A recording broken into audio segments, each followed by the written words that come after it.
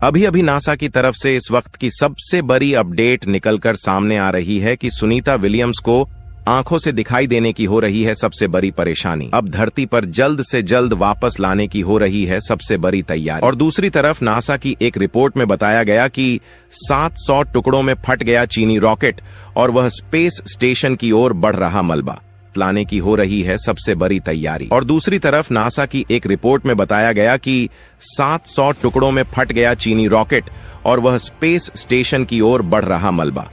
खैर, माने तो भारत की बेटी सुनीता विलियम्स जिंदगी और मौत के बीच जंग लड़ रही हैं। दोस्तों, मीडिया रिपोर्ट में कहा गया है कि 58 साल की सुनीता विलियम्स को आंखों से जुड़ी समस्याएं आ रही हैं। यह समस्या, जैसा कि कहा जाता है, कि आमतौर पर माइक्रोग्रेविटी के संपर्क में लंबे समय तक रहने की वजह से होती है। सुनीता विलियम्स भारतीय मूल की अमेरिकी एस्ट्रोनॉट हैं।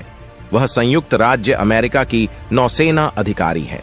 सुनीता सबसे अधिक स्पेस वॉक का रिकॉर्ड बनाया है। नासा की एस्ट्रोनॉट यात्री सुनीता विलियम्स अपने सहयोगी कमांडर बैरी विलमोर के साथ जून की शुरुआत में बोइंग के स्टार लाइनर से अंतरिक्ष में गई थी। दोनों को एक सप्ताह बिताकर धरती पर वापस आना था, लेकिन बोइंग के स्टार लाइनर में खराबी के चलते उनकी वापसी में देरी हो रही है। नासा ने हाल ही में बताया था कि वापसी में 2025 तक देरी हो सकती है।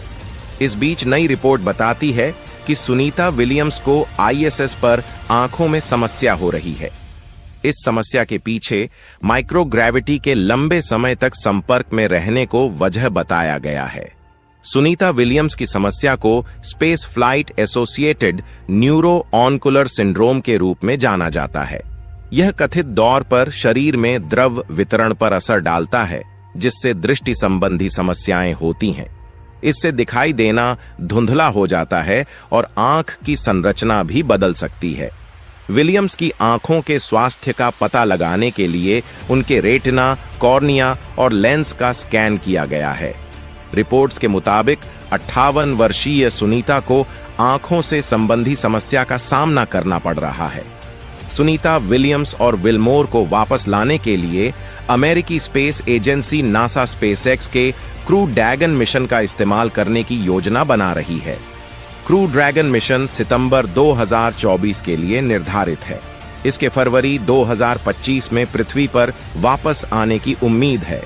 विलियम्स और विलमोर इस मिशन पर पृथ्वी पर वापस आ सकते हैं। ऐसा होने पर अंतरिक्ष में उनका प्रवास 8 महीने से अधिक हो जाएगा।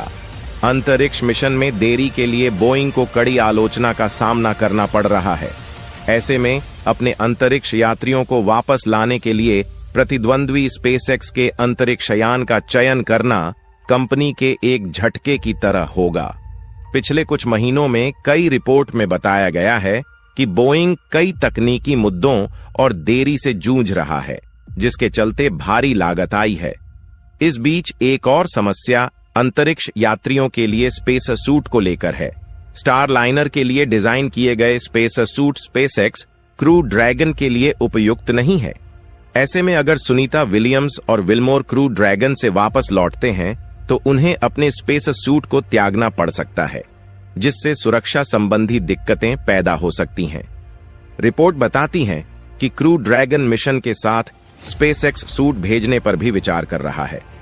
सैटेलाइट लॉन्च सेंटर से लॉन्च किया गया चीन का लॉन्ग मार्च 6A रॉकेट 18G60 उपग्रहों को तैनात करने के ठीक बाद फट गया था। इस रॉकेट के मलबे के 700 से ज्यादा टुकड़े अंतरिक्ष में घूम रहे हैं।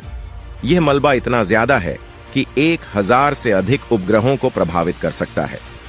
सुनीता विलियम्स के सामने अंतरिक्ष में बड़ा खतरा। 700 टुकड़ों में फट गया चीनी रॉकेट स्पेस स्टेशन की ओर बढ़ रहा मलबा और डेटा का विश्लेषण कर रहा है। बयान में आगे कहा गया है कि चीन बाहरी अंतरिक्ष पर्यावरण की सुरक्षा को बढ़ावा देता है और बाहरी अंतरिक्ष गतिविधियों की दीर्घकालिक स्थिरता बनाए रखता है। भारतीय मूल की एस्ट्रोनॉट सुनीता विलियम्स मई साल 1987 में अमेरिकी नौसेना में भर्ती हुई थीं, जहां पर उन्होंने लंबे समय तक अपनी सेवा को जारी रखा। करीब 6 महीने तक नेवल कोस्टल एकेडमी में अस्थायी असाइनमेंट करने के बाद उन्हें बेसिक डाइविंग अफसर के पद पर नियुक्त किया गया था। इसके बाद सुनीता को नेवल एयर ट्रेनिंग कमांड में सेवा करने का मौका मिला, जहां वह साल 1989 में नेवल एविएटर के रूप में कार्यरत हुई थीं।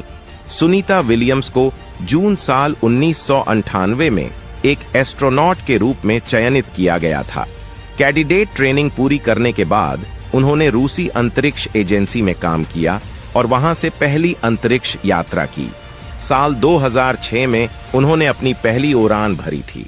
सुनीता ने नासा के साथ अंतर्राष्ट्रीय स्पेस स्टेशन पर मिशन करने के लिए अपना सफर साल 2012 से शुरू किया था। भारतीय मूल की अंतरिक्ष यात्री सुनीता विलियम्स ISS में फंसी हुई हैं। नासा 6 जून को उनकी वापसी कराने वाला था, लेकिन यह संभव नहीं हो सका। अब लोग एलन मस्क से उम्मीद लगाए हुए हैं।